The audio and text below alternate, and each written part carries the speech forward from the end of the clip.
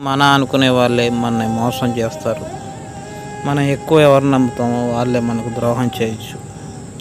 దాన్ని బట్టి మనకి అసలు మనుషుల మీద విరక్తి వస్తుంది. ఎవరిని నమ్మకూడదు అనే ఒక ఫీలింగ్ మనలో బలంగా నాటుకుపోతూ ఉంటుంది. కానీ యేసుక్రీస్తు ప్రభువారు తాను వెన్నుపోటు పొడుస్తాడని తెలుసు కూడా, తాను అప్పగిస్తాడని తెలుసు కూడా దొంగ చేతికే ఆయన డబ్బు సంచి ఇచ్చాడు. అకౌంటెంట్గా పెట్టుకున్నాడు ఇస్కరియోతు యూదాని. తన మరణానికి అప్పగిస్తున్న వ్యక్తి పాదాలు కడిగాడండి. అది కాదు నిజమైన ప్రేమ.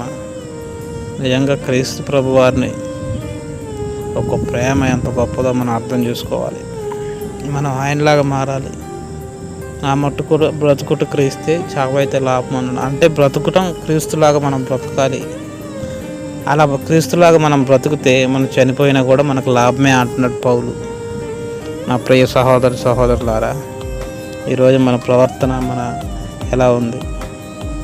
ఖచ్చితంగా మన క్రీస్తు స్వరూపంలోకి మారాలి. దినదినం మనం అభివృద్ధి చెందాలి. మనల్ని మనం ప్రాక్టీస్ చేసుకుంటూ యేసుక్రీస్తు వారిలాగా మనం మారడానికి తండ్రి కోరుకుంటున్నాడు.